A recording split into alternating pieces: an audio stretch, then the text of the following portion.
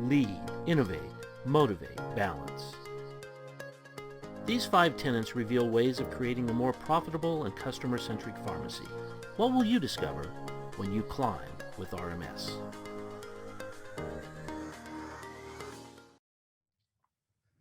Well, good morning, everyone, and welcome to Climb.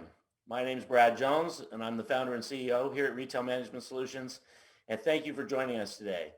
Now, many of you have been to all of our climbs or many of our climbs, but we always have a few new people. So welcome to the newbies. We're happy to have you here today. And I'm going to take just a moment to tell you a little bit about Climb. So by now, you know it stands for care, lead, innovate, motivate, and balance. The 5 tenets of Climb are things you're doing every single day in your pharmacies and your communities. Here at Retail Management Solutions, our mission statement is to make our customers the most profitable and customer-centric in the industry. We've been doing that for 22 years. And last year, we decided we wanted to create a new webinar program called Climb that we could offer to pharmacies across the land, regardless of whether you're not our customer. And we wanted to help you improve your bottom line and improve patient outcomes by bringing you content that really helps you do that. Guest speakers that are well known in the industry, that have expertise in the industry, that can help you grow, and then panelists, your peers that share their ideas and share the things that are working in their pharmacies. So that's what we do every single month with Climb. Now, what Climb isn't is a pitch about our products and services. At the end of the Climb event, we do something called After Climb, which is designed for our customers, and it's a deep dive into a product or service that we offer here at RMS. But Climb itself is all about helping you improve your bottom line and improve patient outcomes. Okay, so let's get started with this month's event. With me today is my co-host and our Director of Operations, Brandon Bolesky. Good morning, Brandon. Welcome back to Climb. Good morning, Brad. Thank you very much. So last month's Climb featured Terri Norvell sharing her ideas on empowering employees through leadership and training. If you missed it, you can catch Terri's segment on the Pharmacy Podcast Network along with the other RMS Climb episodes every month.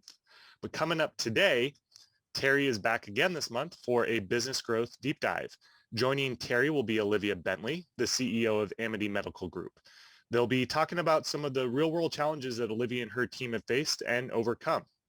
If you have any questions during their discussion or you would like to share some of your personal challenges, please use that Q&A button down at the bottom of your screen. Also today, as we do each month, we'll be presenting the RMS Climb Ascenders Award. Always exciting stuff there, so be sure to stay tuned for that. Our After Climb event today will be a deep dive into fine line maintenance with Brad there. And as always, at the end of today's presentation, we'll be sending out that brief email survey. So please take a few minutes to share your thoughts with us. We would love to hear your feedback. Brad, would you like to kick us off?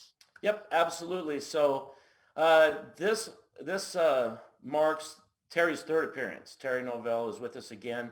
Third appearance. As Brandon mentioned, she was here last month. She and I had a great time talking about the importance of leadership and training in your pharmacies, in business in general. Had a great discussion. If you didn't get a chance to watch that, take the opportunity to go back and watch that video. I think we both had a great time and it was really a great experience. So for those of you who don't know Terri is a change agent. I mean, she's a trusted leadership coach and business advisor for entrepreneurial organizations and associations across the United States. She's also a dynamic and engaging keynoter who inspires and aligns teams.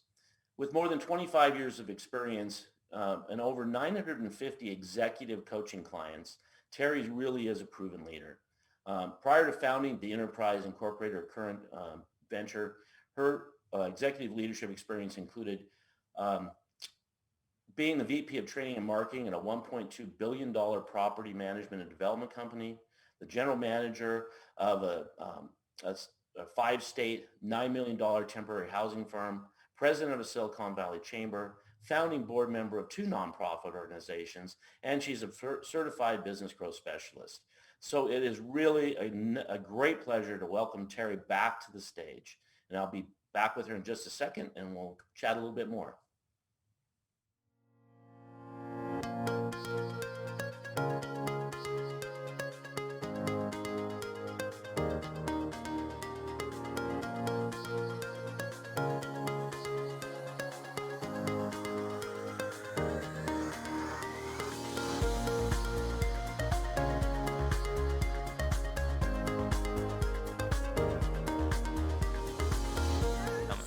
So coming back. Okay. Back, Terri. Thank you. I am thrilled to be here with you again, Brad. It's great to have you back. That was a lot of fun we had last month. Yes, it was. I felt invigorated. I'm intending that your viewers also felt invigorated. Yeah, we did receive a lot of positive comments about that presentation. So again, if you haven't watched it, it's worth going back and taking a look. So last month, you and I spent a bunch of time talking about leadership and importance of training in your pharmacies. Tell us a little bit about what we're about to do today. Well, today's a little bit different. Today, we're going to go back to what we started talking about last October, the business growth formula, which is a literal formula. It's a process that's based on 7 stages of growth, which is determined by how many employees you have.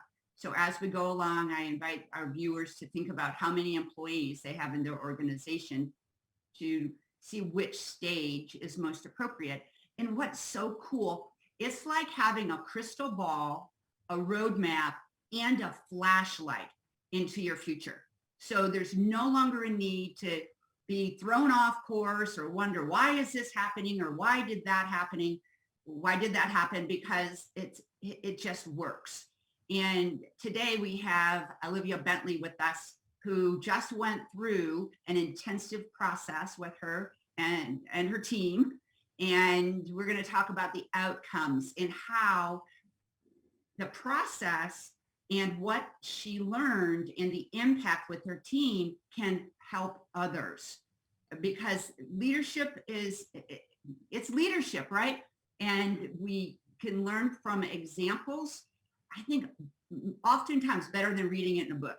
So Olivia has graciously accepted the invitation to talk with us about her experience, her team's experience, and the outcome that they're getting. Well, that's great. I'm really excited because we're going to be going, or my team is going to be going through this later this year. So I'm excited to hear Olivia's experience. And so, yeah, without further ado, I'm going to have you introduce Olivia. And while you're doing that, I'm going to drop off. She's going to come on. And then about 45 minutes from now, I'm going to come back on and ask you some questions, both of you some questions. And if you have questions while you're listening to this, type them in, and I'll ask those questions as well. So without further ado, go for it, and we'll see you in a little bit. All right, Olivia, I'm so thrilled to have you here. Olivia Bentley is the CEO of Amity Medical Group. Under her tutelage and leadership is currently 2 medical facilities and soon to be 3. Olivia, why don't you tell us a little bit about what you got going on? Yeah, sure. So I was, honorably, graciously voluntold to do this big project of leading this team of pharmacists, medical providers, nurses. It was definitely outside of my comfort zone. So I definitely understand the growing pains of growth. And so, yeah, we're doing something very cool and different in the medical practice, kind of bringing the world and skills of pharmacy into a medical practice. So with that, of course, has been a tremendous growth, also a lot of challenges, of course, because we just grew so fast over the past few years. And that's kind of the big reason why I felt like this program was so eye-opening for our team. Awesome. And Olivia, share a little bit about, you're a pharmacist. So you started with Amina in pharmacy, and then she invited you to take on this opportunity. And so a little bit about your path, perhaps. Oh, yeah, sure. So originally I was, with RX Clinic Pharmacy, and I still absolutely am part of that organization. I think it's just going to forever be in my heart, of course. I've just shifted out of the pharmacy role, but previously I was working with Amina at RX Clinic Pharmacy, just kind of helping lead their clinical services department. So we were working with independent pharmacy in the model that independent pharmacy could partner with independent providers and just provide provide services, through the providers that really were aimed to focus on preventative care. So we were doing a lot of annual wellness visits. We were also tackling chronic disease state management by providing services like chronic care management, remote patient monitoring, behavioral health integration. So those are a bunch of different services that are eligible to Medicare patients. And we were helping the providers kind of lead those services, of course, obviously under their supervision. But yeah, that's kind of what pushed me into this new adventure of really kind of creating, this new model of care where we are all now kind of under one roof and trying to do great things for our patients. Awesome. Thank you. And so for our listeners, I want to give a little bit of context on the 7 stages so that as they're listening, they can see where they might fit, because you're stage 4. So we go stage 1 is called startup. It's 1 to 10 employees. Stage 2 is ramp up. That's 11 to 19 employees. Olivia, when we did your first business growth formula x-ray, you guys were stage 3, delegation, which is 20 to 34 employees. Now you've grown exponentially and you are already stage 4, pretty much as a startup, which is 35 to 57 employees. And then stage 5, integration, 58 to 95 employees. Stage 6 is strategic, 96 to 160 employees. And stage 7 is visionary, 161 to 500 employees. And the model is for entrepreneurial organizations. It was created when nobody was really studying what successful entrepreneurial organizations do to create their success. That's why we can say it is that crystal ball, roadmap, and flashlight on how to get there, because it's based on quantitative data from 650 organizations over the 1990s and was brought into a literal model. So I guess, Olivia, my first question is about, all right, so crystal ball, map, and flashlight. What does that mean to you? Because this is the second time you've gone through the process with your teams. Yes. Well, for me, even having already gone through it, and then going through it again, it just, every single time, it's uncanny how this formula truly matches exactly what you're going through. I just remember sitting there for the 2 days, and as you were bringing up the challenges, as you were bringing up the things that we should be focusing on in the different stages, and saying things like, what you don't accomplish in one stage will always be there until you fix that problem. It was just so funny, because I was looking around the faces of everyone in the room, and we were laughing about like just stuff that has really that was just so identical to exactly what the growth formula was explaining. And so it was funny, and at the same time we're like, gosh, we wish we'd have paid attention to that like early on. But we were also glad that we kind of have something to follow now and can be more prepared instead of being very reactive. I'm hopeful now that we can be more proactive about things. Absolutely. Absolutely. So if with this go round with your new team, with the medical practice, what would you say were the primary pain points that when you reached out, we started talking, like what you wanted to achieve? Because I bet you there's viewers here that have similar issues, because growth creates challenges and opportunities. Mm-hmm. Yes, I think, before, and kind of the main reason why we were like, we have to do this. And it was a feeling of, we have to do this. At the time, I think myself, my direct people I was working with on the daily, just felt like we were drowning really in people issues, processes being inconsistent. Just the way we were doing things before couldn't match the number of people that we have or the new services that we were trying to provide. So the same tactics and strategies just weren't working anymore. And it became really unsustainable. And I remember telling you, like, going into the conference, I had a list of people that I thought I wanted to hire. Like, I had a list of positions, I had a new org chart, like I was ready to roll this out. And I remember we had to say, okay, you're like, let's wait, let's see how it goes at the end, and then we'll see who all we actually had to hire. And at the end of that, I think I remember there was really only one person, that one position that truly was not fulfilled. And after the conference, I just felt such a sense of relief because people were stepping up. I saw strengths in people I didn't really see before. And I was really shocked at some of the people who I didn't think were going to step up actually did step up.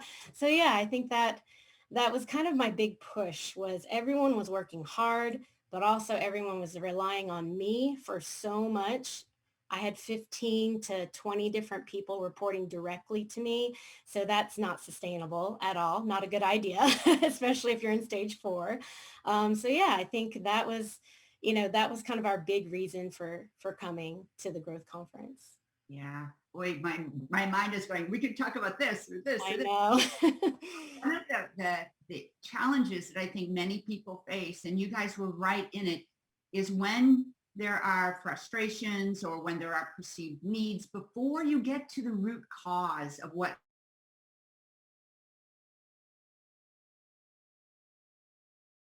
that path. And yeah, you really gained that insight, and it isn't the people that you need to add, it's to create the systems and the processes and identifying where is it.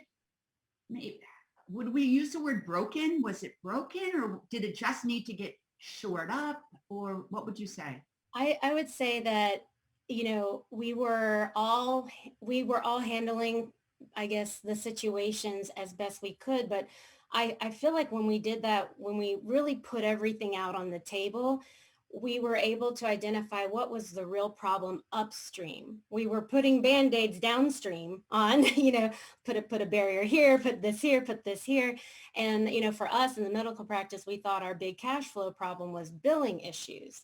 And that led us, so we started working backwards. Okay, what were those issues really? And we realized, well, that's actually coming from the provider side. And then we kept going, and we're actually, it's starting at the front desk. And so I think for us, it was just, so many things pointed to one particular weak point that was causing so many other problems. And so, we had different departments kind of working in silos, I guess, as you could say. And then when we brought everyone together and went through the exercises, and hidden agents, and then we were, just being able to really get to the root.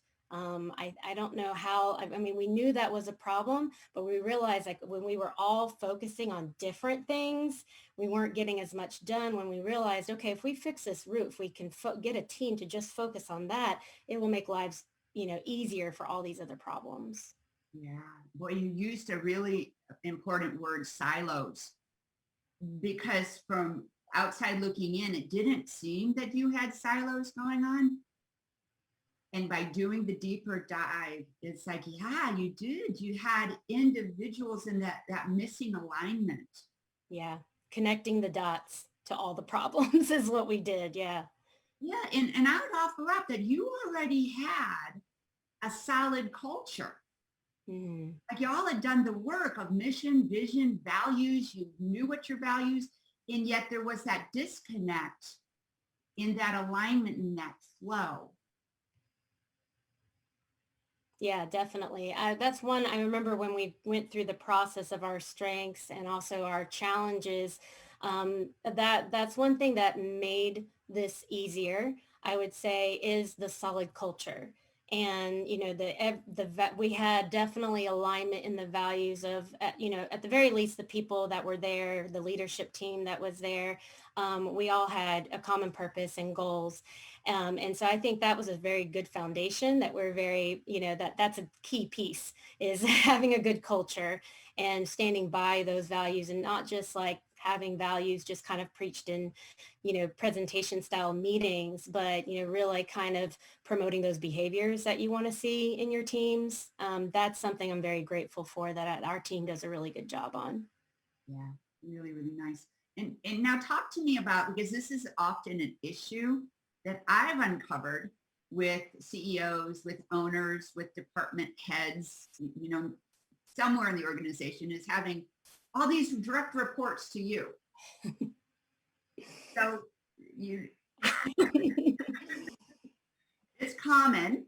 And yes, I did not realize, it's funny when you asked me about that, I did not realize how bad it was until I actually said it out loud, until I actually listed everything. And as I really tried to update that org chart, it was like, here's me. And then I had to make everything so small because the next line under me just kept getting longer and longer and longer.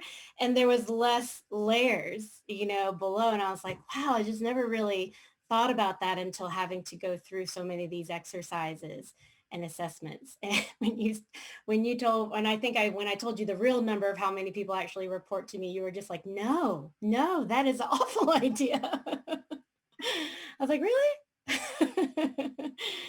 Yeah, I was like, that explains a lot of why I've been feeling so just overwhelmed and stressed and also wanting so many things started to rely on me though, because there weren't solid processes in place and we kept getting more and more people. And then they had to keep asking me how they should do something, a new thing, So that's how it happened. I guess you don't even realize it's happening to you at the time. You just keep adding people and then there's no processes in place. So they need you. So. Yeah. And that goes back to the formula. And because you made the comment already, one of the rules is what you don't get done at a previous stage doesn't go away. It's like building a house, right? You can't skip the foundation and the beams and the drywall and before the roof goes on. And so stage 3, which you guys cruise through so quickly, is delegation. And really starting to develop the role of managers that you trust to delegate to. Trust is a big thing. Yeah, you and I had a lot of conversations with that. And anyone who goes through this, what I love is like, Terri, you really do help coach the coaches and coach myself. And I know for me, we really delved deep into some specific examples of why delegation may have been hard for myself or even for others, because you have this whole past experience, kind of telling you, worrying you, trying to protect you, obviously trying to protect you in the business. You're like, well, last time I gave so-and-so something similar to this project, look what happened, and I think what you helped me with was really kind of diving into the details of maybe why something worked or why something did work. And so I think that there was, when it comes to, tackling stage 3 and delegation, which even though we're in stage 4, we're still working on delegation from stage 3. I think that came up a lot in our growth conference, and it was very organic. What I loved is that no one felt bad leaving that conference. No one felt like they were failing or anything like that. Everyone stayed really open-minded, and everyone was really willing to have those open, honest conversations about what happened maybe during a particular project, and what could we have done better? What did we learn from the past? So that was one of my big revelations, I think, going through it, that how much clarity everyone had on their part. And that gave me more trust in them taking on some of these new initiatives moving forward.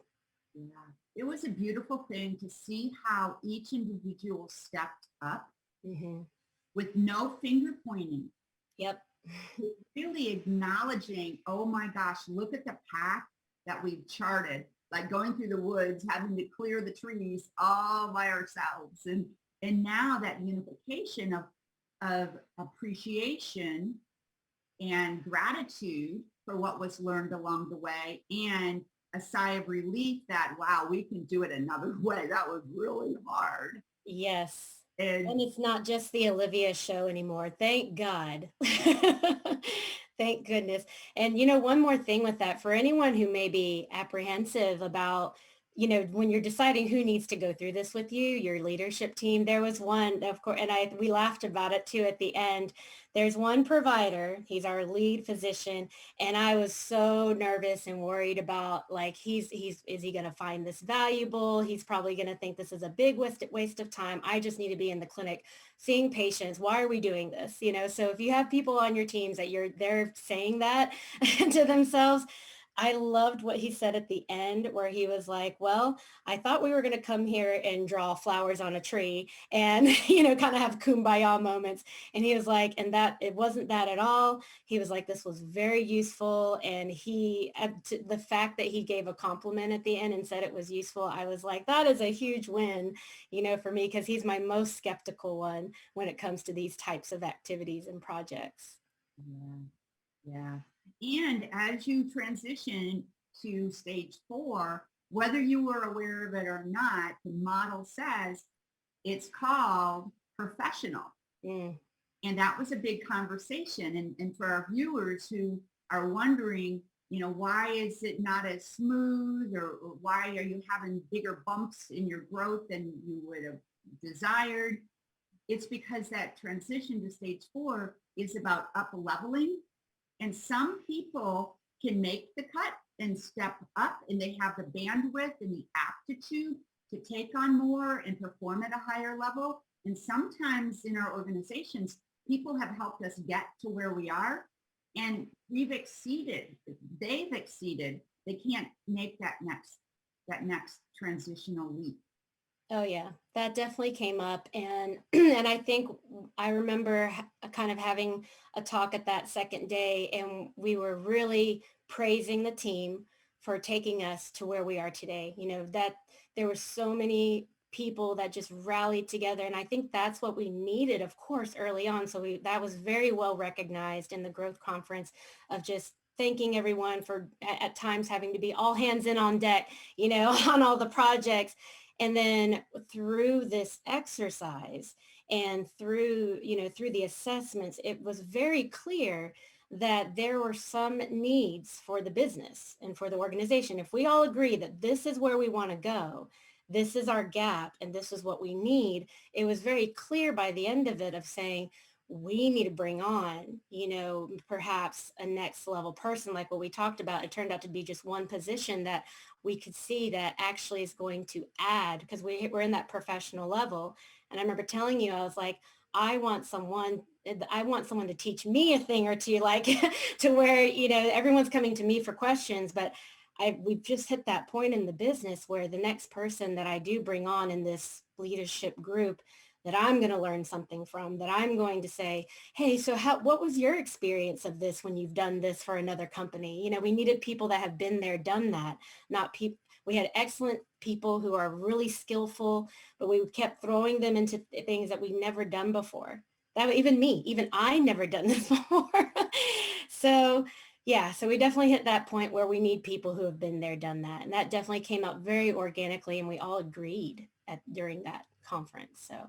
Yeah, and I remember talking with you before we started that to bring on this level and this type of a person, how would other people feel that you're bringing someone above them? Yes, that was a big worry of mine too, because obviously in our culture, we care, we really do care about everyone's well-being, everyone's growth. And I think what was really good by the end of that is people realizing that, yeah, there's only so far that we can even lead our teams, because if our knowledge level and skill level is this, then everyone else is just going to be only as high as that. So seeing, letting the team organically see that if we do bring on someone who is experienced and has been there, done that, we're going to get there a lot quicker. This is someone I can learn from. It's not, no one's position was at risk. It truly was something that we need this to grow. And if we don't do this, it's not a matter of do we do it, do we not? If we don't do this, and we're not going to meet where we want to go. We're not going to get there. We may just maybe very painfully and not not at the right amount of time, because size wise, we're already there. So. And I want to acknowledge something that you just said so easily that you're not intimidated to bring on someone who is more experienced. We could go smarter in some capacities, in some areas that you're not intimidated by that, because oftentimes people are a little fearful. Sure. Someone on that more. Yeah, sure. And I think going back to our values as an organization, and if we truly believe in our mission and vision, we truly do want this organization to grow and be the best it can be. I think that's kind of the key there. And I'm very fortunate that that's the culture. So everyone, there's really, now don't get me wrong, we definitely had to get through that. There have been egos in the past, and that was a thing that we had to go through. But, through various coaching sessions, thank goodness, those things, you can get through those things as well. And again, it goes back to having alignment on the value of what's important. And we all want this. We all want to get to the goal and keep going. So, so those things become necessary. And then those types of worries and egos and learning how to value people still and make them feel valued to where they're not going to feel threatened. I think that was a big part that came out of this as well. Very, very big part. Also, a key word that came out was accountability, expectations. And they wanted the clarity of the expectations so that the accountability felt natural. Yeah, I remember feeling like I always feel like I'm like how clear can I make it sometimes? So, and again, perspective is everything. Everyone, I know you were saying a lot is like that person's experience of whatever is going on, that experience is real, for them. And I remember that also, that helped me a lot with my own perspective of any comment, question, situation, conflict that often would arise, that, that is that person's experience. And I remember just being able to validate those things also gave value to themselves too. That was another way to show value. And then, yeah, I think I'd never really, fully, until we spent those 2 days, kind of fully been able to connect the dots with that team in a new way. So providing that clarity, I think when we did everyone's revelations at the end of those 2 days, clarity was one of those like top 10 revelations that was in everyone's bucket. Yeah. So it felt so good. I was really glad that everyone got that. Felt really, really good. So I made a note here of what you all thought, what you all assess yourself as your key strengths and your key challenges. And the strengths are beautiful, so let's start with those. Customers are referring, that your customers love you and you're able to grow your business in an organic way that way without having to spend a lot of money because your service speaks for itself. That you have a strong marketplace differentiation, that you have clear values, yes, and the behaviors that go along with it. The staff had satisfaction, and you were expanding your services. Obviously, you're opening a third clinic. Then we get to the challenges. That's sometimes tough to take. The first one was need for an improved business or profit design. Yes. So how did you take that? Because that kind of falls right here. Oh, yeah. I think because of those other strengths, and I remember when we went through this in the exercise, the profit and the market was there. But the thing is that we had been so bogged down in people issues, the delegation, the processes, that we never truly maximized and focused on, our business design, our profit design. Profit, we were kind of, especially in the healthcare field, we're like, oh, I don't know, profit, I don't know. It's especially for our medical providers who just want to be healers, like they're like, we're not in it for, the money and thing. And I know that everyone has different experiences or opinions on that, but at least for my team, that was not the big focus for the providers. And then so we kind of I remember having that, it's a fine balance of making sure that you have passion and profit, margin and a mission. Otherwise, if you don't have one side, you can't have the other. And so I think I remember asking my team even questions like, does anyone know, like, what is our, highest reimbursed service? What is our most profitable thing that we do? And we've never really kind of taken a deep dive into that. And I think that was, again, just being that fast growth, distracted, we can make a million of different excuses. Well, it's all written actually in the growth curve of what we didn't pay attention to. But yeah, I was not surprised by it because I knew that, it just had not been a focus.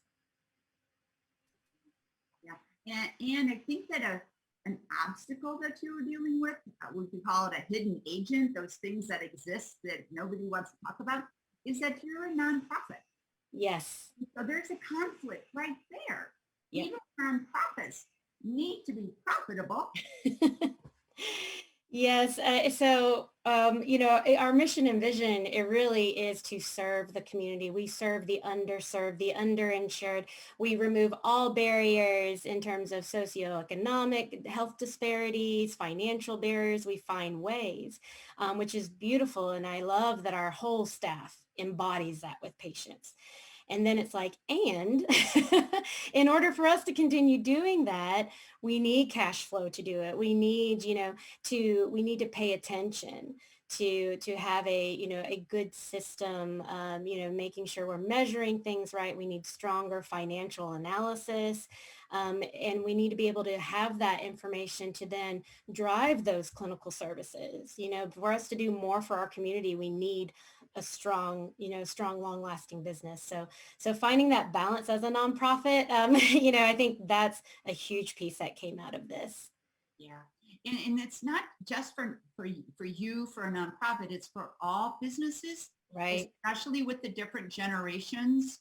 And Brad and I talked a little bit about this last month, is that everyone, they want to know that they matter. They want to know they're making a difference, and they want to know how, I'm going to say that they impact the bottom line, how they impact the health of their company, their organization.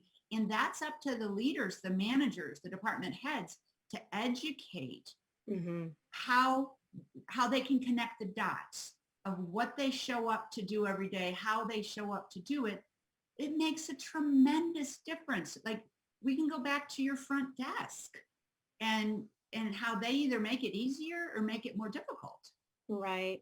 I think through all the departments, getting everyone together, there was that, because there's so much we can assume that if we show this metric, if we show this number, that you can't assume that they know how their day-to-day process impacts that number. So I remember, just taking a look at just front desk or just the clinical staff, and we were talking to the finance and the data people of like, imagine if we had, you have this number that is a pain for you. We need to connect that exactly to, this is why this step is important. So when you miss that step, maybe in the check-in process, or you miss that opportunity over the phone, that impacts this number. So that was the disconnection in so many things. And we had so many aha moments and like, oh, so yeah, I just don't think, you just take that for granted. That was definitely a big hidden agent for sure. Yeah. And it's common. I just want to pause and acknowledge how willing you are and to go vulnerable and say this, we weren't doing it the best of our abilities, and we had the best of intention. And I think it's true for all organizations as we navigate growth. So thank you for being here and sharing your experience. Of course. Thank you for having me. And just thank you so much for doing this. I know we would not have gotten to where we are, now after the conference. I just don't think we would have been able to get this clarity and have the initiatives that we had.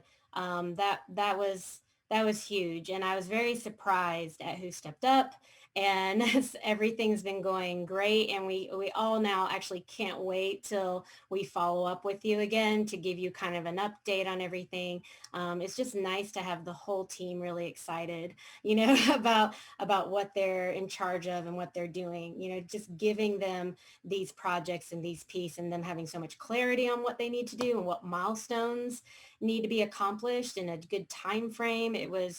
It's huge. It's huge. A huge weight also has been lifted off my shoulders, and I delegated for the first time without too much anxiety. Oh my gosh, I love. So what did you choose to delegate? Wow. I know the list is long. Yeah, there was a lot. I mean, before, the leader of all those initiatives that we ended up coming with at the end would have been me. And I think you just gave me such a good template to, now that I have I have a 1 point person for one initiative and they have a team.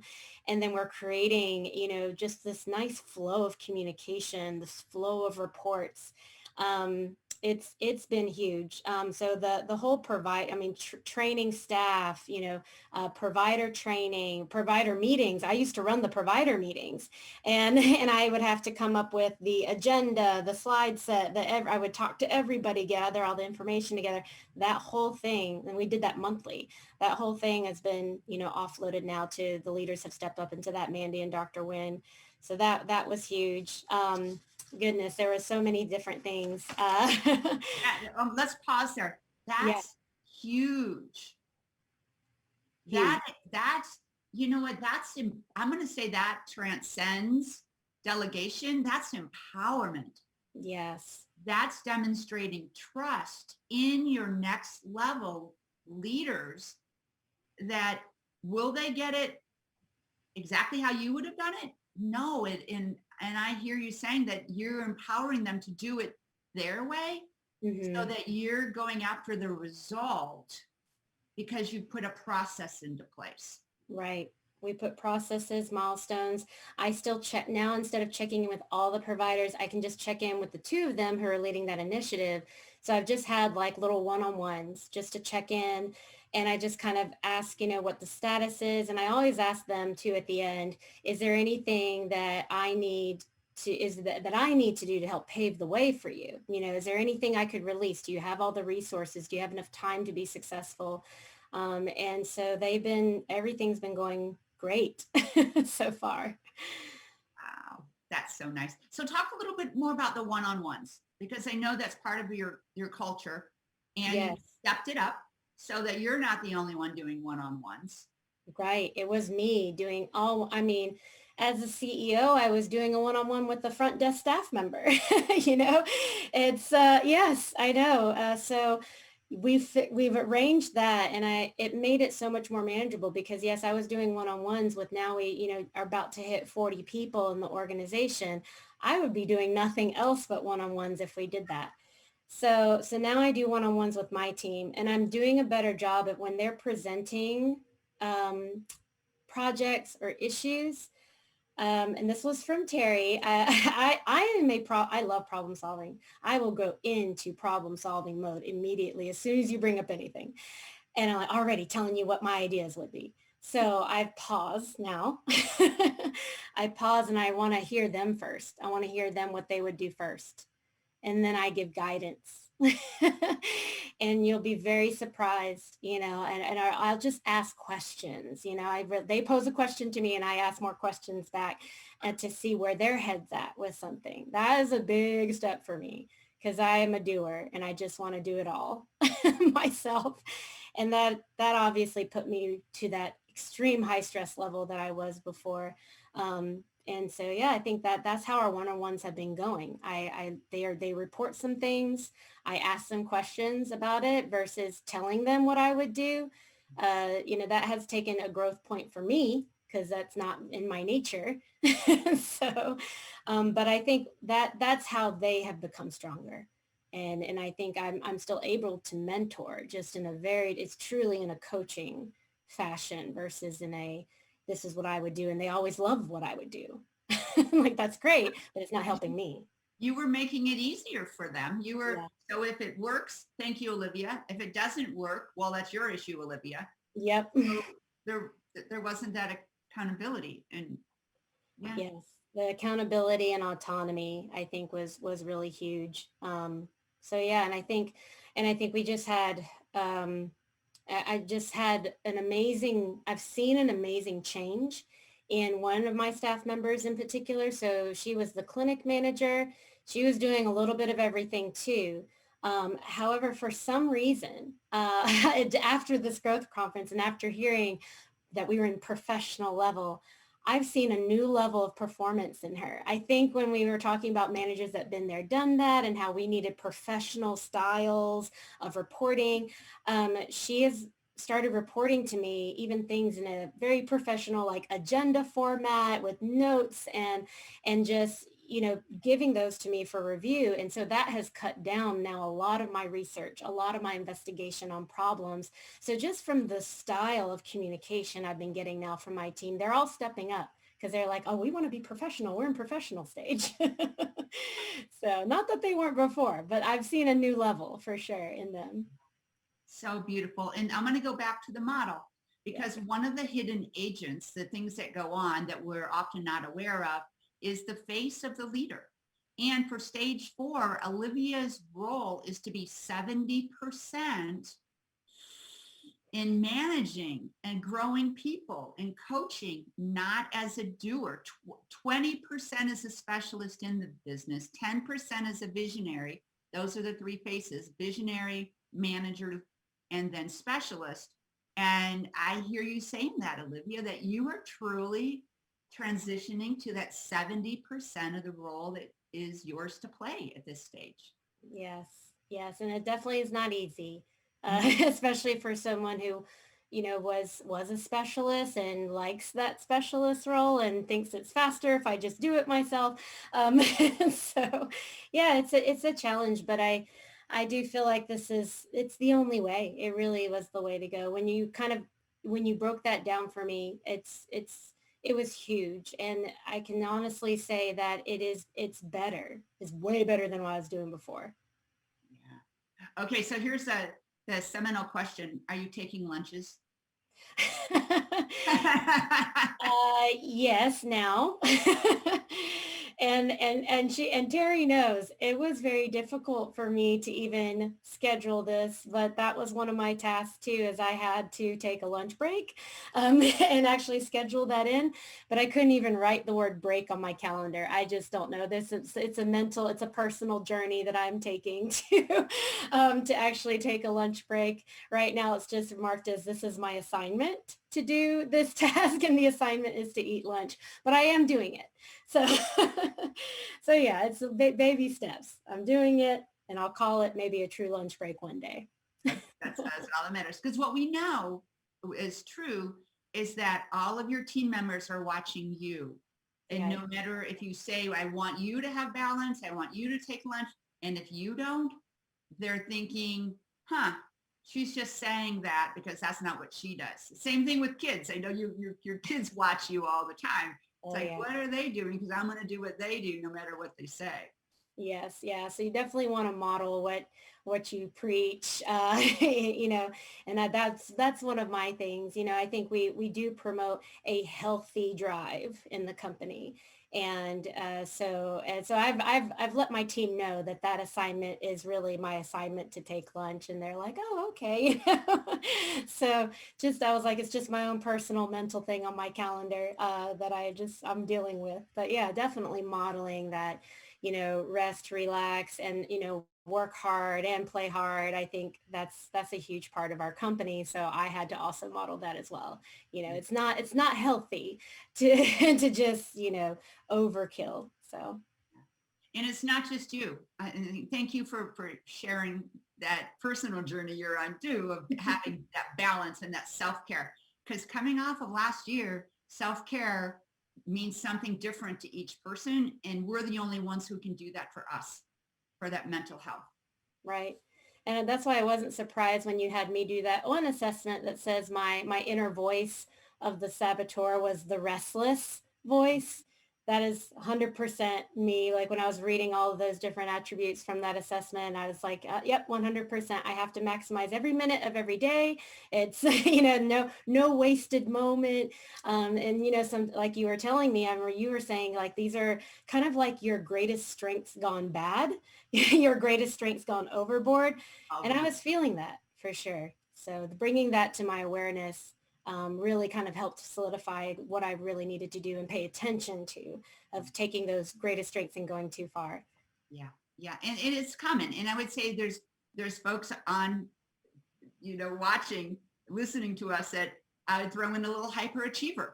Yes. I think that was my second, I think. Yeah. Let's just make it happen, drive. And in this model, it talks about leadership, Goleman's emotional intelligence, 6 leadership styles. And pace setting is really not a drive that is sustainable, even though some of us like that pace setting, go, do, make her happen. It burns out the team. Yeah. And some of your folks were on that verge of feeling a little overwhelmed too often. Oh yeah, I think that was one person I remember in particular, one of my pharmacists who also works on the clinical side. She presented very burnt out at that meeting, and she opened up about that. And I was really glad she did, because yeah, she doesn't say no to my requests or my projects. And so my having awareness of my speed, it really is, just not everyone is working at that speed efficient, at the best, capacity. Yeah. And nor do we want them to. Right. We don't. We need people in our organizations who are the steady, get the work done, feel connected, feel aligned, are passionate about their role and want to step up. And I really like the conversation of everybody steps up just 1%. And just another 1%, and just another 1%. And wow, the whole organization is up a level astronomically because of the compounding interest effect. It's compounding the effective. And it sounds to me that's what's going on for you right now. They're all stepping up. Yes. And I think when it came to those leadership styles, as you mentioned pace setting, something else, the growth formula, what I really got out of it too is seeing, depending on what stage you are, I remember that your leadership style is there's like your top 3 that you really need in those different stages. That helped me a lot because I felt like I feel very flexible in different faces that I can put on for different situations. And with the growth formula, it was really clear about, okay, you need to be X% this type of leader because you're in this phase, X% this type of leader because you're in this phase. So that helped me tremendously because I was kind of almost treating it per person that I would put on different phases. But I think I'm remembering having to recenter myself and remembering, okay, overall though, for the organization, this is the lead characteristic that's needed for this particular stage. That was very helpful for me. Yeah. What a nice wrap up comment about this being a crystal ball, a roadmap, and a flashlight. And that you are using all 3 on a daily basis, that you're in it. You read the books, you read the information, you're in an immersion of making your life, your job easier and balancing, and the organization is thriving because you're stepping up into your role. And Olivia, you're just an inspiration to me, to so many. And we're blessed that you were willing to come on and go vulnerable with us and share what's really going on. Oh, thank you. Thank you. Yes, this whole process has been amazing. I just have no other words for it.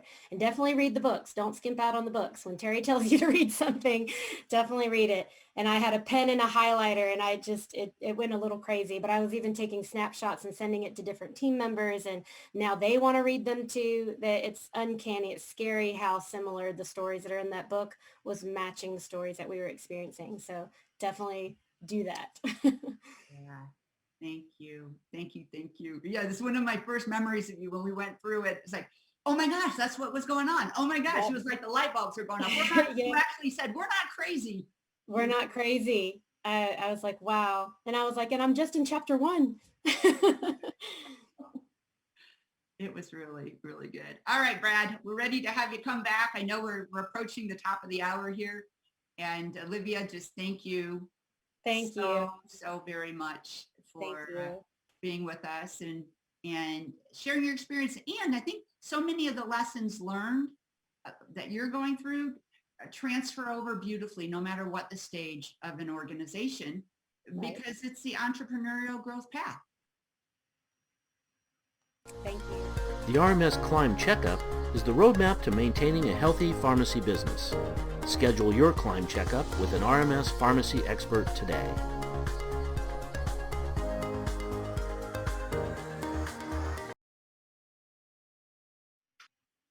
Okay, well, welcome back. Olivia, thank you so much for joining us today. Hi, thank you That so was much. that was terrific. Terri, as always, wonderful. Before I'm going to ask a couple questions. I've got a list. I've been writing and writing and writing, and I think my staff's going to be really sad when I start delegating all of these things that I've written down.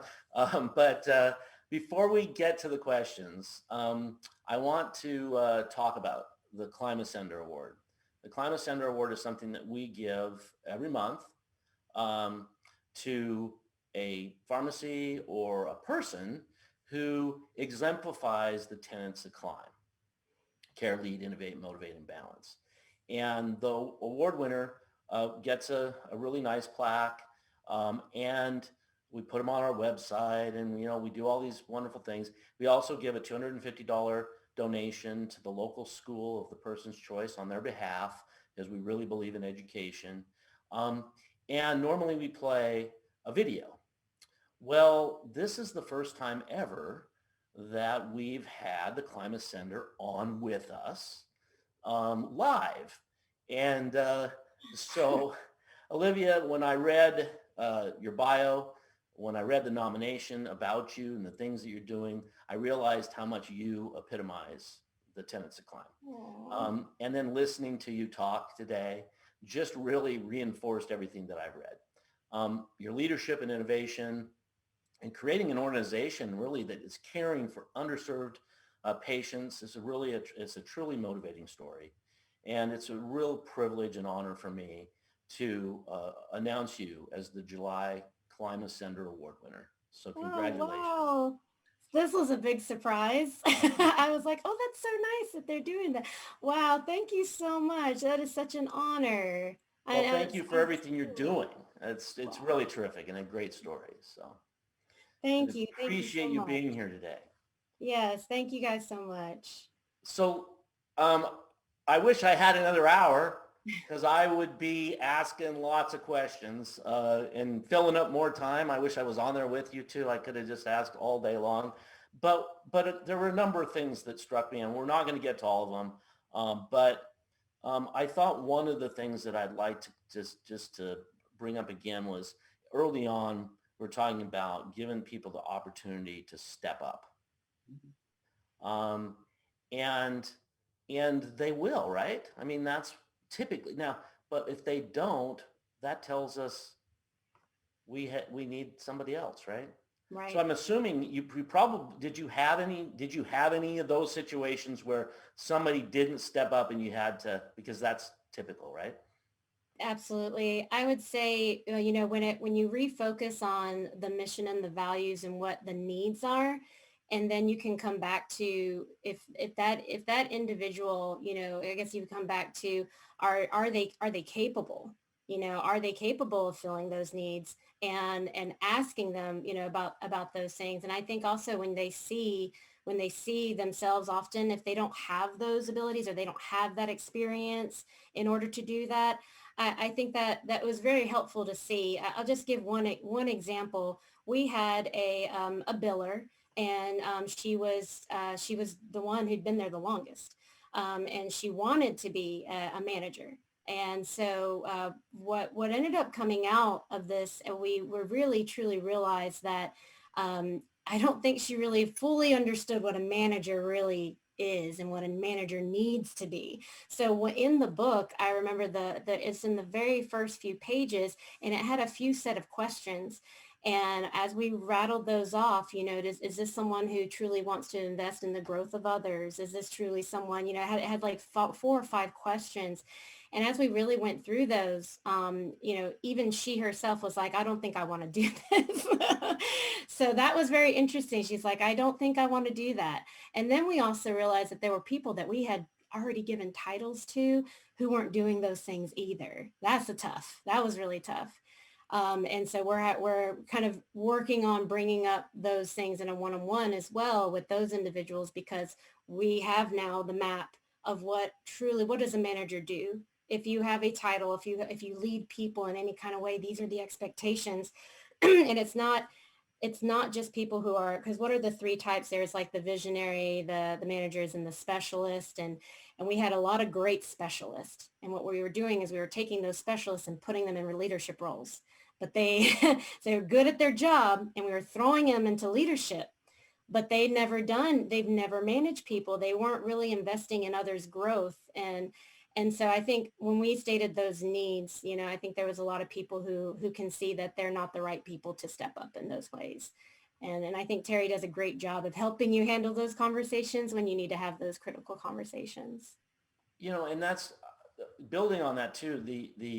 We had a situation here. I think this really tells you the importance of a proper job description, of really defining what this role is, not only for the people you're hiring, but for you as the management, of going, what is it we're looking for? And I'll give you, we lost a couple of really good people by putting them into positions that we didn't properly define. Mm-hmm. And they got into the role and said, this isn't what I expected. This isn't what I want to do. And it was a really unfortunate situation. We've since fixed that, but it really showed me at the time when we made this mistake, and it was recent, it was a couple of years ago, that it's so important to properly define, that entire description and be very, very specific. And I think, that's, anyway. Yeah, no, and on top of that too, so we would start doing like really great detailed job descriptions. And then another key piece after that, we found out later that we were missing, is proper onboarding and the time for onboarding that person appropriately. Here's your job description. So you have all the pieces, there you go. And then it was, and then it's just, you expect that person to be a manager the next day.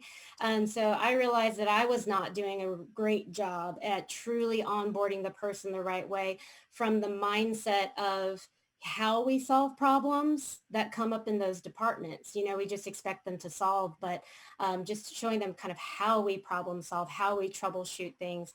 I realized that was a missing key in our onboarding process for these new positions. And yeah, to your point too, we've done the similar things and unfortunately end up losing. Now you've lost a skilled employee, and you have, an unfulfilled position as a manager. Yeah. It's tough. Yeah, and that's a double whammy, right? I mean, it really hurts. And boy, I think I would imagine that everybody that's listening can relate to this. Yes. So we're really running out of time. We want to be mindful of everybody's time here, but I think I want to make a comment about being an entrepreneur, because I started this business 22 years ago. And what is our nature as an entrepreneur? Our nature is to hold on too much and to be in charge of everything. And I know there are lots of you out there listening to this right now, and that's what you're doing. So, it was really great to hear, Olivia, your comments about how great it felt once you started letting go of those things. Yeah, I didn't think it would. I was skeptical, but the way they go through this, the assessments, the 2 days, the uncovering this, just the layers of detail of really problem solving and those root causes, I felt more confident than I ever have in my past of like truly handling something awesome. And I thought I did a great job at communicating clarity, but not as good as this. Well, and when you let go and you start giving the people that you trust or the people that are part of your organization, it develops that trust. You talked about that. Right. They will surprise you, and then you can be that visionary, which is what your job is. And if you want to grow your business, that's what you have to do. As a pharmacy owner, if you want to grow that business, you've got to start being a visionary on all the clinical services you could be doing and do all of these things that you need to do to be profitable and to improve patient outcomes and to drive those referrals, right? I mean, that is really what it's about in the end, is getting referrals and getting in improving business, your bottom line. Because you know, and you're absolutely right. A nonprofit has to be profitable, right? To continue to be able to do the cool things that you're doing. We're talking mostly to profit organizations here. We're 100% really. A retail pharmacy, outpatient pharmacy, they have to be profitable and they need to be improving those profits. So, okay. We're over. So any last wrap up comments from either of you? Olivia, anything? No, I'm great. I just thank you so much for this opportunity. It was great sharing, and I just hope it helps somebody. Well, if it didn't help anybody, it helped me. Yay. And I know it had to have helped others. I hope you're listening. Share this with your colleagues. Share this with your friends. You know, this is great stuff, and there's so many great questions that I could have continued on with. Would love to have you back in the future, Olivia. So, you know, we'll welcome you back with open arms. Oh, and that really, ladies and gentlemen, that's a wrap for today. Thank you all very much for attending. We really appreciate it. The Climb newsletter will come out from Karen next week. The video can be rewatched. You can share this video. That'll be available here in about an hour with the same link. As I said, please share the event, share the video, share the podcast that we're doing now on the Pharmacy Podcast Network. This is about us sharing and helping each other become more profitable, more customer-centric, helping our patients, helping our communities. That's what Climb's about. To both of you, thank you so much for being here. To our viewers, thank you so much for being here as well. In a moment, about 20 seconds, I'll be returning with After Climb, which today is a deep dive into fine line codes, which is the structure of how you can look at reports for your products and services to help you find out what's most profitable, what's driving business, what has the best return on investment. So I'm coming back with that. That's recorded. Unfortunately, I will not be able to be around about 38 minutes late after it's done. I won't be able to around to answer questions. If you have questions, email me at bjones@rm-solutions.com or call into our support line. Call to talk to me. I'll be happy to answer your questions tomorrow. Okay, thanks again. Thanks, Bye, everyone. Bye.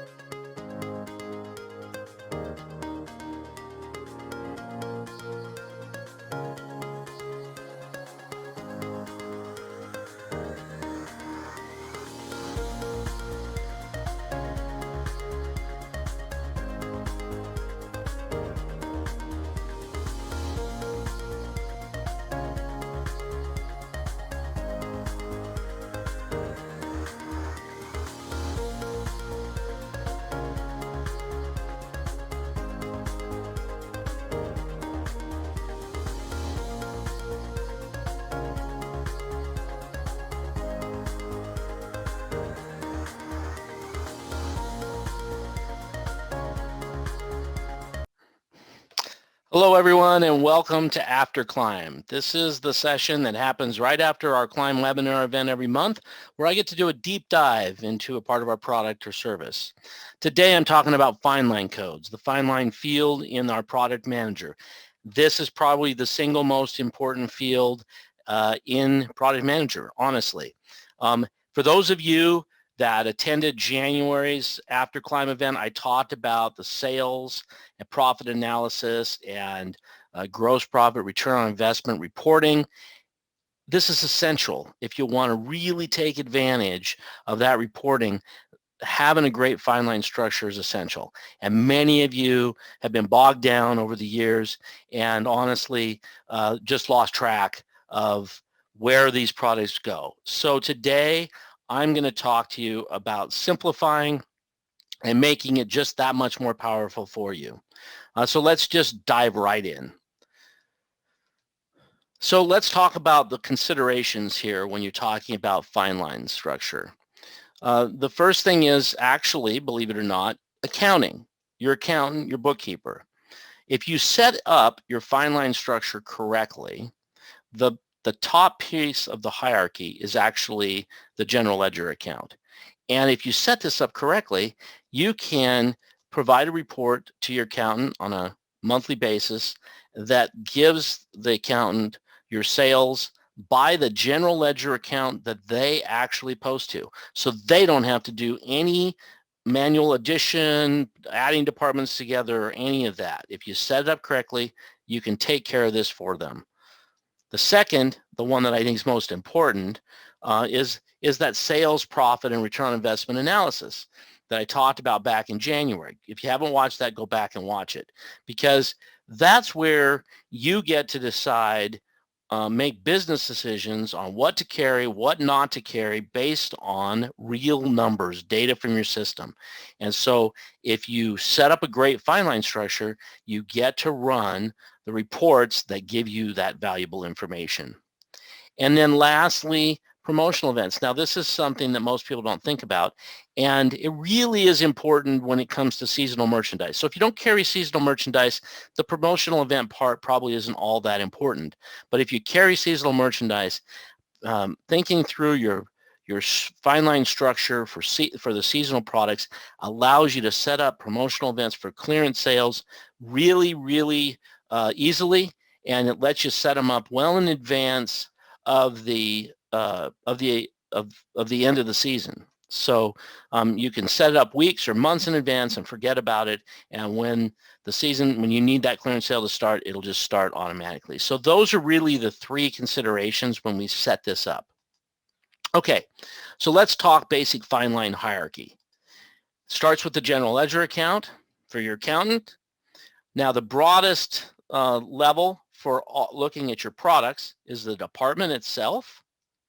And in every department, there can be multiple categories. And then in every category, there can be multiple fine lines. So the typical structure that we use is the Hammacher structure, okay? We don't have to use all the same things as Hammacher, and I'm going to show you to take and change the Hammacher structure for those of you who want to do it.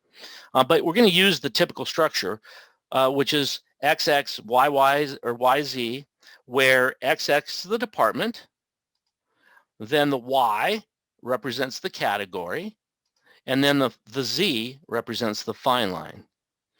And if you look at it graphically, if we look at this from a flow chart, you'll see that we have the general ledger accounts.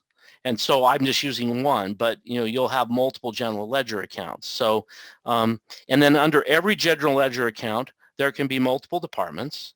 And then under every department, there could be multiple categories. In this case, I have two, but you could have 3, 4, 5, whatever. And then under every category, you can have multiple fine line codes. And so that's the basic structure that we are going to go with. So now let's talk, what is the first step? So many of you feel really uncomfortable with the structure you have.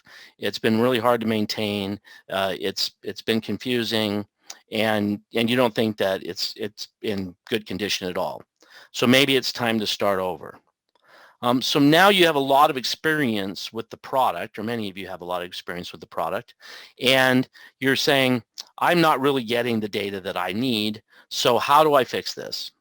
So the very first step is to actually create, sit down and determine what the departments you actually want to have. So I did it in a spreadsheet. You can do it on a piece of paper. For ease of understanding it, I've kept things color-coded to the way that I did the PowerPoint presentation, but it's easy to use spreadsheets for me. So the very, very first thing that you do is you sit sit down, whether it's on a spreadsheet or whether it's on a piece of paper, and you write out in columns the departments that you want to be able to run reports on. And so this varies for every single store out there. Now, if you only have 100 SKUs, then you probably only need one department or maybe two if it's taxable and non-taxable products. But if you have thousands of SKUs and hundreds of vendors, then you may need a lot more departments than the 5 that I've picked. So again, it's just up to you and specifically what you're looking to be able to report on. So I went with OTC, HBA, food and beverage, gifts, and seasonal. Now, if you have school and office supplies and you have a pretty good sized department of school and office supplies, maybe that's another department you want. If you carry alcoholic beverages, maybe you want a department for alcoholic beverages that's separate from your food and beverage, or maybe alcoholic beverages will be in food and beverage and be a separate category. But you decide based on kind of the size of the departments. What you don't want to do is create so many departments like the Homaker structure has where you're not carrying hardly any items in that department. You also want to try to avoid miscellaneous departments. Some people really hate them. Some people really love them.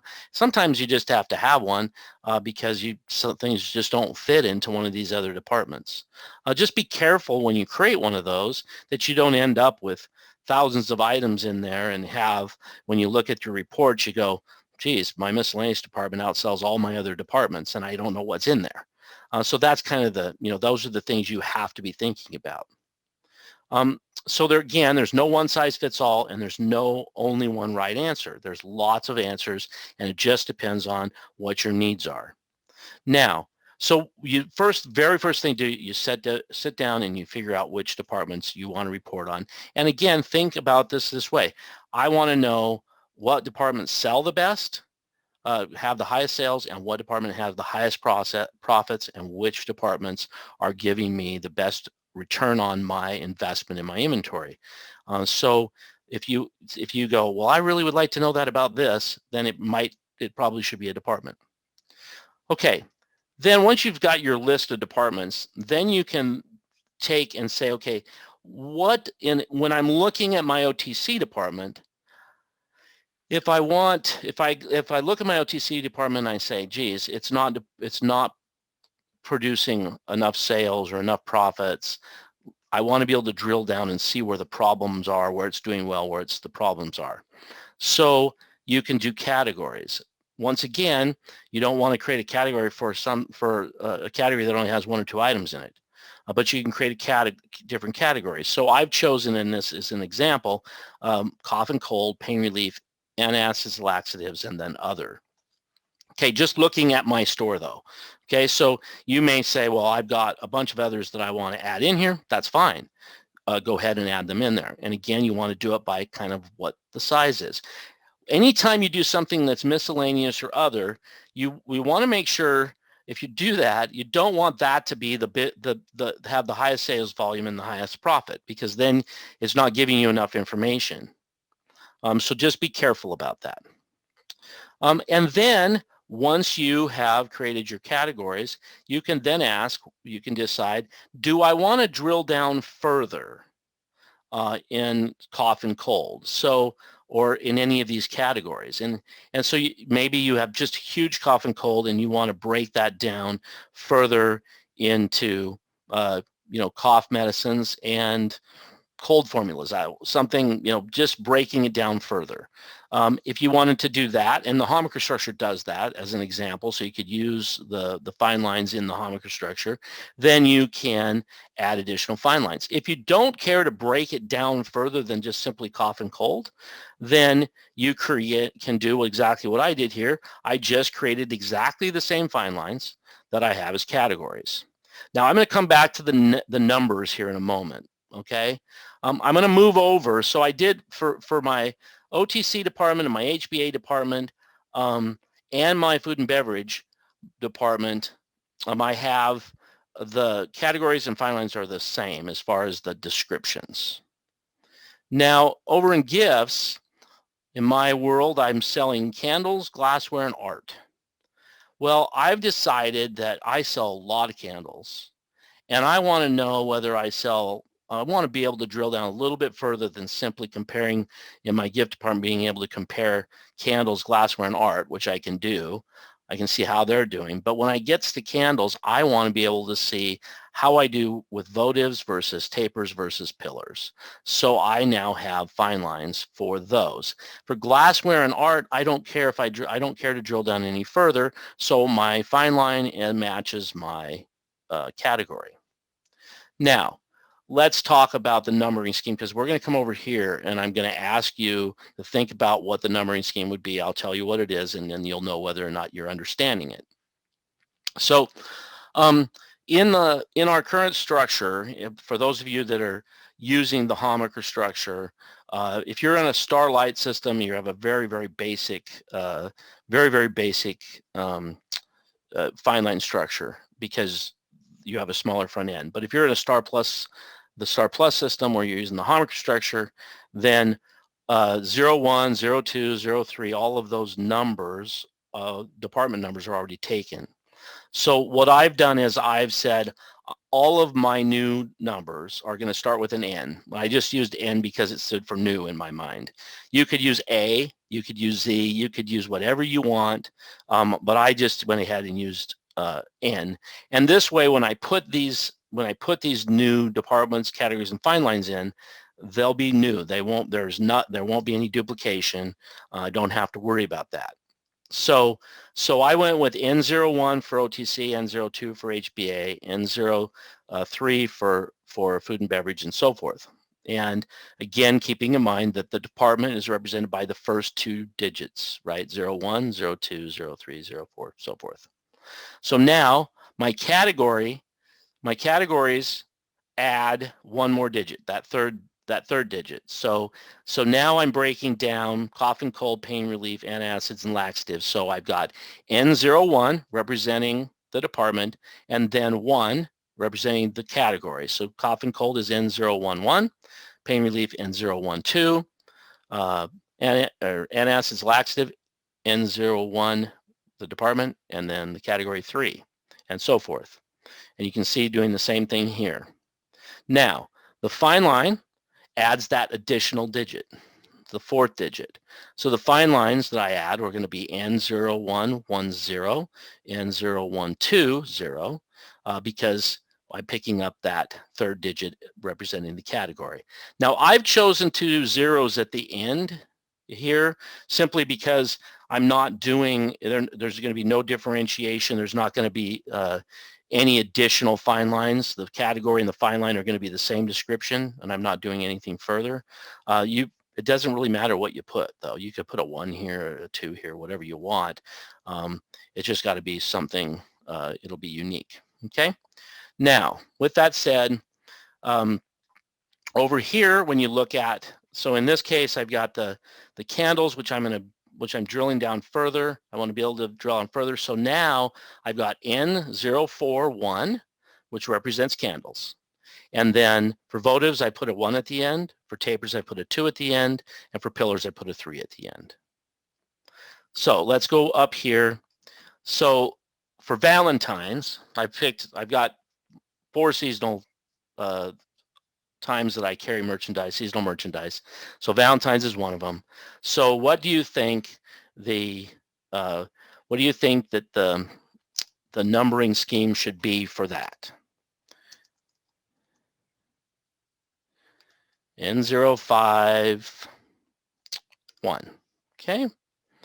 And then this one is going to be N052.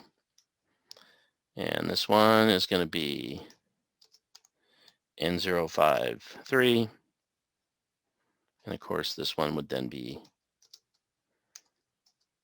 N054.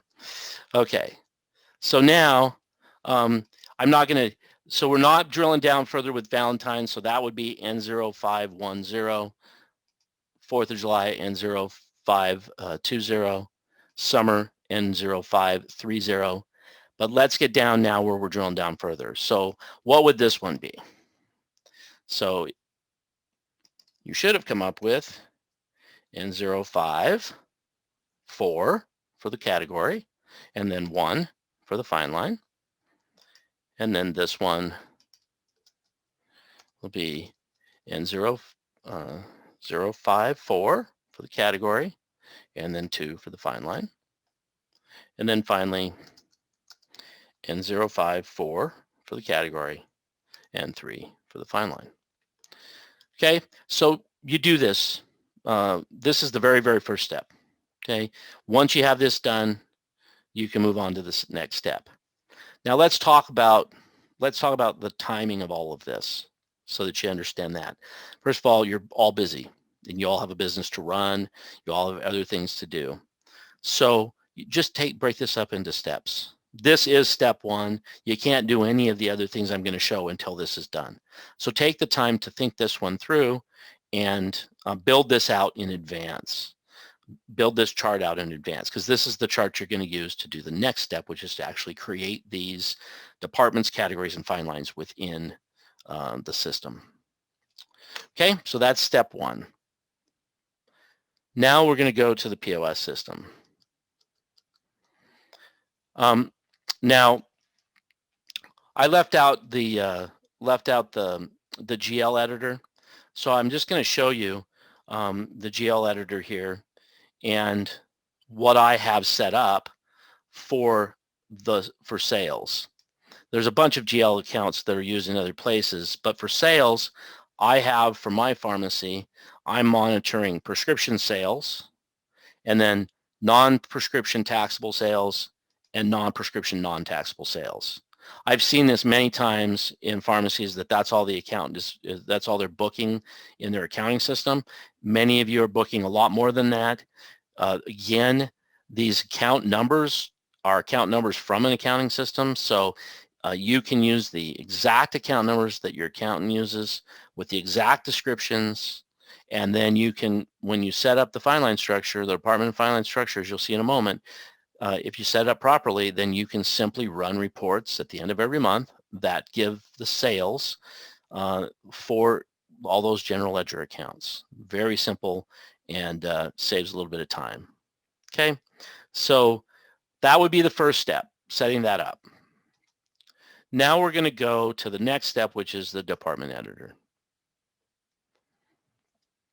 And in the department editor, you have all these departments already, but you're going to go in and add your new departments. Now, I took the liberty of adding the new departments for my system to save a little bit of time. And so I went in and clicked add. And when I clicked add, this screen comes up and I put in N01 and I put in OTC in here. And then I picked that general ledger account 40100 for taxable sales. And then I clicked add. Okay, so you would do that for all of your departments. Now, I'm going to bypass talking about taxes and taxable sales until the very end. It does add a little bit of a level of complexity you have to think through, but I will talk about that at the end. So I'm going to assume, like a lot of states, like the state of Washington, it's pretty straightforward. Very seldom, very, very few situations where you have product that crosses departments that are taxable versus non-taxable. But that does happen, and some of you will have to deal with that, and we'll talk about that in a little bit. Okay, so I set up my departments first. Then the next step is to go to the category editor. Remember, you've created the list. You've even given all of it numbering schemes. So I did that. I came over here, and now I have set up for my first department, my OTC department. I've set up the category codes for the OTC department. So I've got the cough and cold, same thing. Click add. It's going to ask you the code, the description, and then instead of the general ledger account, it's going to ask you for the department. Well, your code obviously has the department in it, right? So N01 011, 01 means department 01, so you can go, or department N01, so you just pick it here. So that's what you end up with. And then you can see, here's my category, here's my code for my category, here's the description of the category, and then there's the department that it's in. Now I went ahead and did that just for the first category, cough and cold, or for OTC. I'm not setting the other ones up because we don't have the time to go through all of that, but I want to get this all set up for you. Now the next step, once you have your categories set up, is then to go to your fine line editor.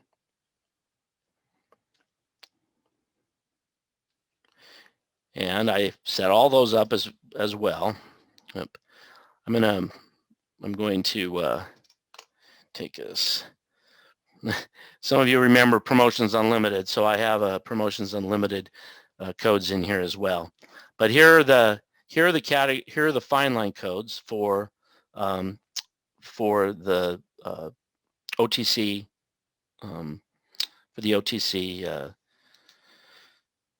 department. Sorry, lost my train of thought. So here are the fine line codes for the OTC department. So now we have all of these things set up. Now I do want to point out something about the fine line codes. Unlike the department and categories, there's a few extra fields in the fine line code. So for those of you that use target margins, you can set a target margin here. All of these fields we're going to talk about, when you set these will become the defaults, and any new item added in Star Plus through either universal import or manually, when you put it in to the fine line code, it pulls whatever is already defaulted here in the fine line code. Otherwise, you have to set those things manually. So for those of you in target margins, this is where you would put it. If you're selling alcohol or tobacco and the minimum age restriction isn't, you're using that feature, then you can put the age here. If you're using inventory control, then you choose the appropriate inventory control. The item itself, we update your system automatically with FSA eligible items, so you don't need to deal with that. But this one is a big one, sales tax. So you want to make sure that if this fine line code has taxable, that you have the taxable checked. Okay. So that's it. You do that, you get them all set up, and now you're ready for the next step. And the next step is to start moving product from an existing fine line, or some product that's in your system with a fine line that you want to get rid of, into the correct fine line that you've now created. And remembering that in Product Manager, the only field that is there is the fine line field. Okay, so what do? Well, at this point, we just go to the Product Manager.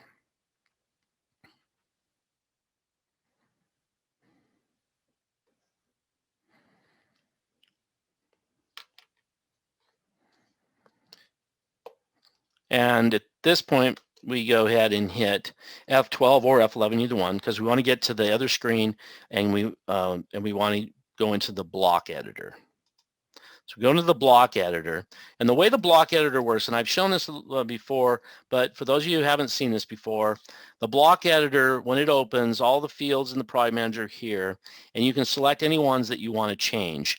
Now it remembers what you had selected the last time in case you want to come back and do more work. So I had already selected that I want to change the fine line field. So I can come back in here. So I don't do anything else at this point, but if the fine line hadn't been selected, then I would simply click on it to select it. Now all I do is click Load Items. So at this point, I want to load the items that I want to move. Now in my example, so this is the selection criteria.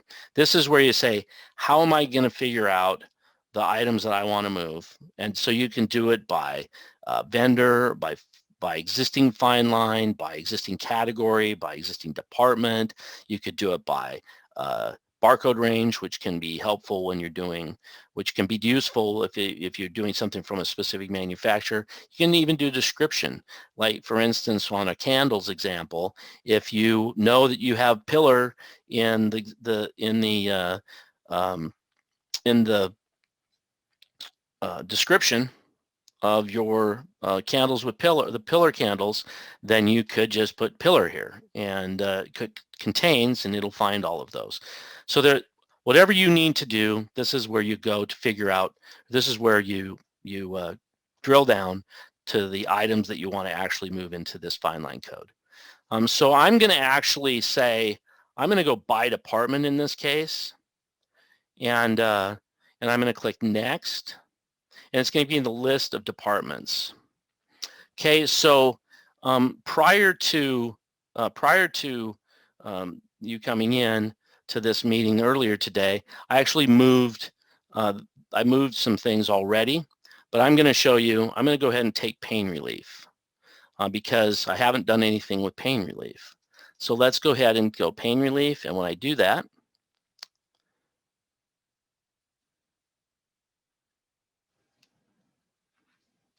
this is now finding all of the items that are in your system that are under the Department 01 pain relief. And here they all are. I can click select. I click next.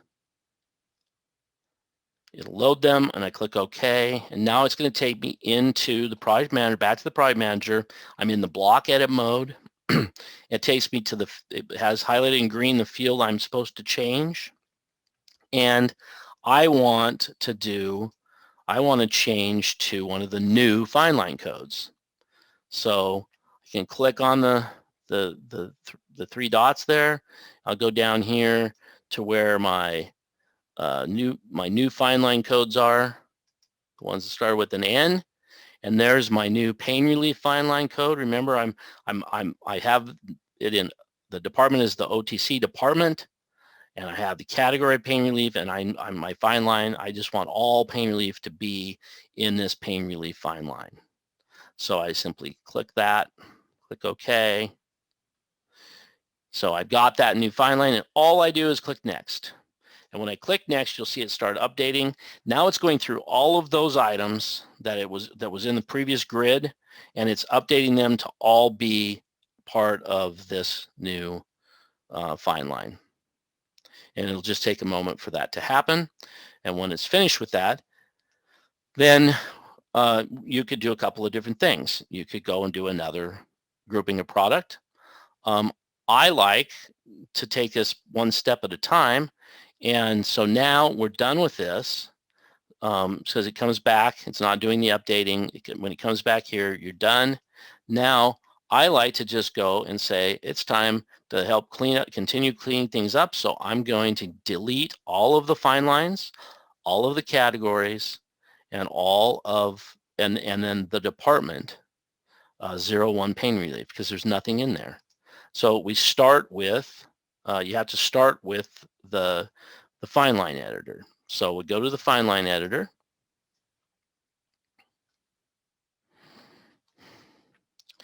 And we have all of these fine lines that are in Department 01. So all you have to do is click delete.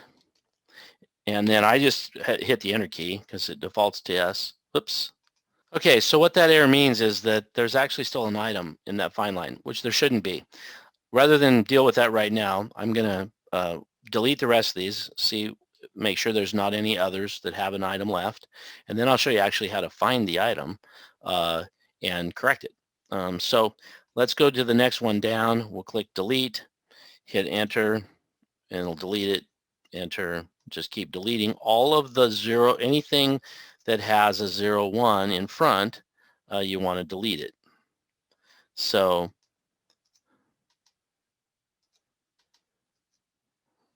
I'm going to go back up here to, there we go. I skipped that one.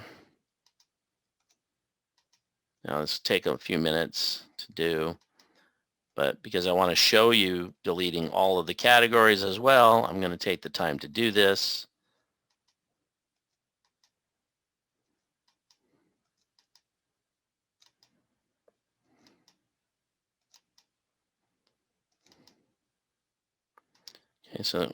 Okay, so now we got to when I tried to delete this one, notice I was not paying close enough attention, and it's 0311, so it's not 01 file. It's not in Department 01, and it didn't let me delete it because Department 03 has items in it. So you can't accidentally delete something that you shouldn't be deleting, so you don't have to worry about that. And that was a really good example of me just going fast and not realizing I had already finished up all of the fine lines in Department 01. So just so you see it again, here's the message. I click delete. I say yes. It's going to come up and say the selected entry cannot be deleted. That means that that there's still a product in it. Okay, so now all you have to do to find the product is go to product reports, and under the general reports, go to the report builder.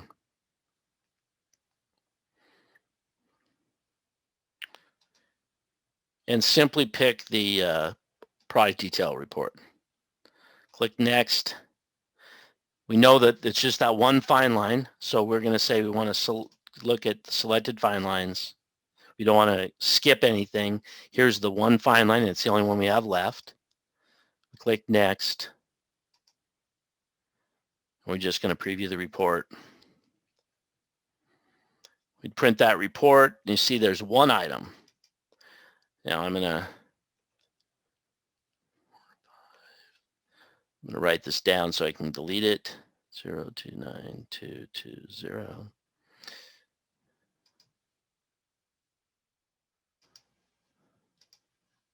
Go into the product manager.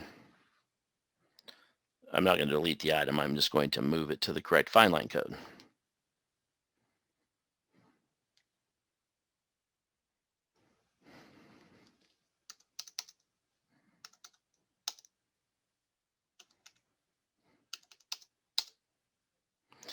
Okay, and this one we wanted to go to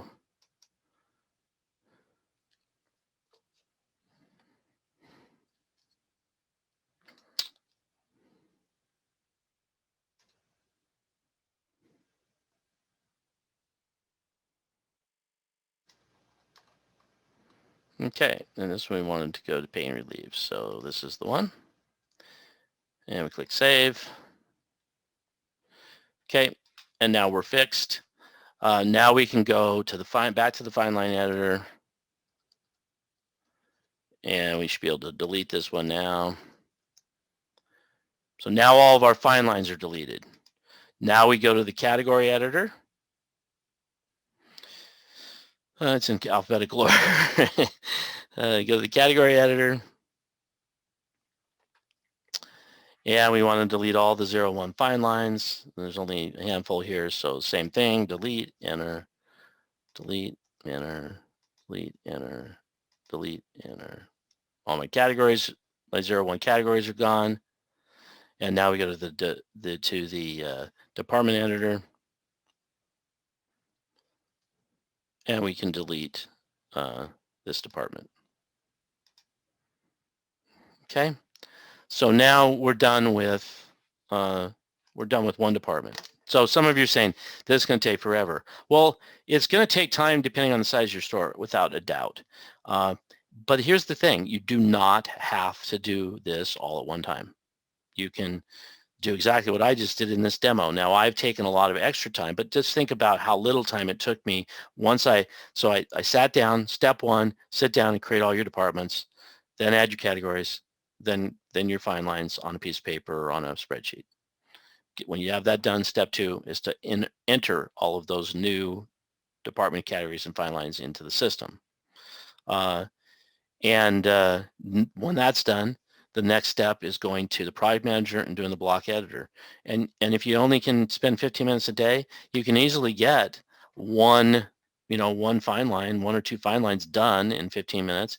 And again, it's just you taking the time and scheduling a little bit of time periodically to do it until it's done. And then, as you add new items, make sure that you're adding them to the new structure. So yes, it takes some time, and then again, it varies by the size of your store, obviously, but it's well worth the reward after the fact is huge in your ability to do a better job of making business decisions based on actual data. Okay, so one thing I mentioned was I wasn't going to talk about taxes till the very end. Taxes can add one additional level of complexity, especially if a department has taxable and non-taxable items in it. So in the event that a department has taxable and non-taxable items, then the most and you're providing reporting to your accountant using the general ledger functionality that I talked about, where you remember in my hierarchy I had prescription sales, taxable sales, and non-taxable prescription or non-taxable sales. If you're doing that, then you'll need to have, if there is a department that has both taxable and non-taxable, then you should, in that department, you should create two departments for that department. One, so if you have OTCs, like in my examples, N01 that are taxable and some that are non, then I would do a department N01 and then a department N01N for non-taxable, or NT for non-taxable, and then I would do a category that whatever categories the non-taxable items fell in, I would do a category for non-taxable, and then I would do a fine line for non-taxable. That way, it all reports correctly back to that general ledger account. If you're not utilizing the general ledger account, then that part doesn't really matter. But if you have questions on that, just give us a call and we'd be happy to talk you through on that. Okay, thank you very, very much. We really appreciate you attending. I appreciate you all being here. So many of you come back regularly. I hope you find this very valuable, and we look forward to working with you. Have a great day.